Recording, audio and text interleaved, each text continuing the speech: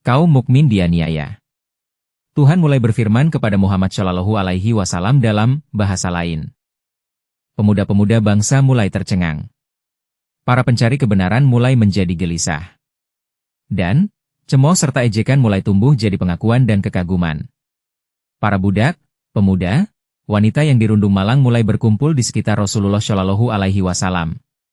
Dalam amanat dan ajarannya ada harapan untuk orang-orang hina dina, untuk orang yang putus asa, dan untuk angkatan muda. Para wanita memandang bahwa waktunya telah dekat untuk menegakkan kembali hak-hak mereka. Para budak melihat hari-hari kemerdekaan mereka telah datang dan para pemuda merasa jalan-jalan kemajuan mulai terbuka lebar. Ketika ejekan mulai berubah menjadi penghargaan dan acuh tak acuh menjadi perhatian, para pemimpin dan pembesar Mekah mulai khawatir. Mereka mengadakan pertemuan dan perundingan. Mereka mengambil keputusan bahwa ejekan bukan cara yang tepat untuk menghadapi ancaman itu. Obat yang lebih mujarab harus digunakan. Pengaruh baru itu harus ditekan dengan kekuatan. Diputuskan bahwa aniaya dan beberapa bentuk boikot harus diselenggarakan. Tindakan praktis dan nyata harus segera diambil, dan Mekah terlibat dalam perlawanan yang sengit terhadap Islam. Rasulullah Shallallahu Alaihi Wasallam dan sedikit pengikutnya itu tidak lagi dipandang gila, tetapi membesarnya pengaruh, yang jika dibiarkan tumbuh tanpa rintangan, akan menjadi bahaya terhadap kepercayaan, wibawa, adat, dan kebiasaan kaum Mekah. Islam mengancam akan menumbangkan dan membina kembali tata hidup masyarakat Mekah lama untuk menciptakan langit dan bumi baru, yang kedatangannya membawa arti lenyapnya langit Arabia lama dan denyut jantungnya yang telah tua itu. Kaum Mekah tak dapat lagi menertawakan Islam. Sekarang soalnya mati hidup bagi mereka. Islam adalah tantangan, dan Mekah menerima tantangan itu, sebagaimana musuh nabi-nabi senantiasa menerima tantangan nabi-nabi mereka. Mereka memutuskan untuk menghunus pedang dan menghancurkan, untuk tidak menghadapi dalil dengan dalil, tetapi menghancurkan ajaran yang berbahaya itu dengan kekerasan, untuk tidak menandingi contoh baik Rasulullah Shallallahu Alaihi Wasallam dan para pengikutnya dengan contoh dari pihak mereka, pula untuk tidak menjawab kata sopan dan lemah lembut dengan cara yang sama, tetapi untuk menganiaya yang tak berdosa dan memaki-maki mereka yang bicara baik dan ramah tamah. Sekali lagi, di dunia mulai meletus pertentangan antara iman dan kekafiran. Kekuatan setan menyatakan perang kepada laskar malaikat. Orang-orang beriman yang masih sedikit tak mampu melawan serangan-serangan dan keganasan kaum kufar. Suatu gerakan paling keji dan mengerikan telah mulai berkobar. Para wanita dibunuh secara biadab. Para lelaki disembelih. Para budak belian yang telah menyatakan iman kepada Rasulullah Shallallahu Alaihi Wasallam dihela di atas pasir dan bebatuan yang panas membara. Kulit mereka menjadi keras seperti kulit belulang binatang. Lama kemudian, ketika Islam telah tegak berdiri, berjaya, di mana-mana, salah seorang pengikut pertama yang bernama Khabbab bin Al-Arat menanggalkan baju untuk memperlihatkan badannya yang terbuka. Kawan-kawannya melihat kulitnya keras seperti kulit belulang binatang dan bertanya, mengapa kulitnya begitu? Khabbab tertawa dan menjawab bahwa itu bukan apa-apa. Itu hanya bekas yang mengingatkan ke zaman awal ketika budak belian yang masuk Islam dihela sepanjang lorong-lorong Mekah di atas pasir dan bebatuan yang keras dan panas. Musnad, Jilid 5, halaman 110. Budak-budak belian yang menerima Islam datang dari berbagai masyarakat. Bilal orang Negro. Suhaib orang Yunani. Mereka pengikut berbagai agama. Jabar dan Suhaib tadinya orang Kristen.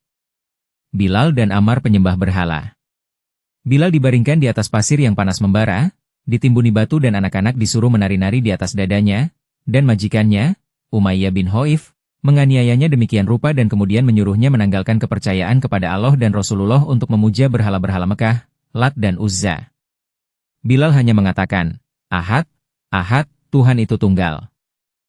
Meluap dalam kemarahan, Umayyah menyerahkan Bilal kepada anak-anak jalanan, menyuruh mereka mengikat tali pada lehernya dan menghela dia melalui kota di atas batu-batu tajam. Badan Bilal berlumur darah tetapi terus jua menggumamkan kata Ahad, Ahad.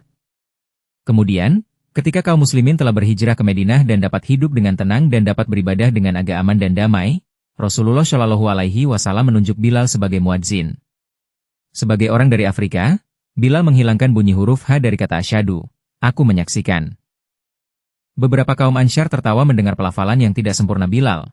Namun Rasulullah Shallallahu Alaihi Wasallam menyesali mereka dan menerangkan bahwa Bilal amat dihargai Tuhan atas keteguhan iman yang ditampakkannya di bawah tindakan aniaya kaum Mekah. Abu Bakar membayar uang tebusan Bilal dan banyak lagi budak lain, dan mengusahakan pembebasan mereka. Di antara mereka terdapat Suhaib, seorang saudagar kaya, yang juga dianiaya terus oleh kaum Quraisy sesudah ia dibebaskan. Tatkala Rasulullah Shallallahu Alaihi Wasallam meninggalkan Mekah guna berhijrah ke Madinah, Suhaib pun ingin mengikuti. Tetapi, kaum musyrikin menahannya. Ia tidak boleh membawa keluar dari Mekah kekayaan yang diperolehnya di Mekah, kata mereka. Suhaib menawarkan usul untuk meninggalkan semua kekayaan dan harta miliknya lalu bertanya, apakah kemudian ia diperbolehkan pergi. Kaum musyrikin Mekah menerima syarat tersebut. Suhaib tiba di Madinah dengan hampa tangan dan menemui Rasulullah yang telah mendengar ihwalnya dan mengucapkan selamat kepadanya sambil berkata, itu merupakan perniagaan terbaik selama hidupmu. Kebanyakan dari antara para pengikut yang tadinya Buddha tetap tegar dan teguh dalam menyatakan keimanan lahir dan batin. Namun, ada pula beberapa yang lemah. Sekali peristiwa Rasulullah Shallallahu Alaihi Wasallam mendapati Ammar sedang mengadu-adu kesakitan seraya mengeringkan air mata. Rasulullah Shallallahu Alaihi Wasallam menghampiri Ammar yang mengatakan bahwa ia telah dipukuli dan dipaksa murtad. Rasulullah Shallallahu Alaihi Wasallam bertanya, tetapi, apakah kamu masih beriman dalam hatimu? Ammar mengiyakan dan Rasulullah Shallallahu Alaihi Wasallam mengatakan bahwa Tuhan akan mengampuni kelemahannya. Ayah Ammar, Yasir, dan ibunya, Samia, juga dianiaya oleh orang-orang kufar Mekah. Pada suatu peristiwa yang serupa, Rasulullah Shallallahu Alaihi Wasallam kebetulan lewat. Penuh dengan iba hati beliau bersabda, keluarga Yasir, bersabarlah, sebab Tuhan telah menyediakan surga untuk kamu. Kata-kata nubuatan itu segera menjadi kenyataan. Yasir gugur dalam penderitaan dan tak lama kemudian Abu Jahal membunuh istri Yasir tua, Samia, dengan tusukan tombak. Zinira, seorang sahaya wanita, matanya rusak akibat kebengisan kaum kufar. Abu Fukaih, budak Safwan bin Umayyah, dibaringkan di atas pasir panas, sedang di atas dadanya diletakkan batu-batu berat lagi panas sehingga karena rasa sakit lidahnya terjulur keluar. Budak-budak lain dianiaya dengan cara serupa itu pula. Kekejaman-kekejaman itu tak terperikan hebatnya. Akan tetapi, orang-orang mukmin zaman awal itu dapat menanggung derita itu, karena hati mereka dikuatkan oleh ungkapan-ungkapan jaminan yang mereka simak tiap hari dan tiap malam dari Tuhan.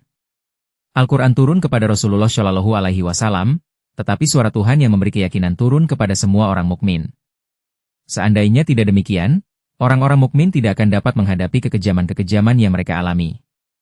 Ditinggal oleh sesama, oleh sahabat dan sanak saudara, mereka tak punya siapapun kecuali Tuhan dan mereka tak peduli kalau tak punya siapapun lagi.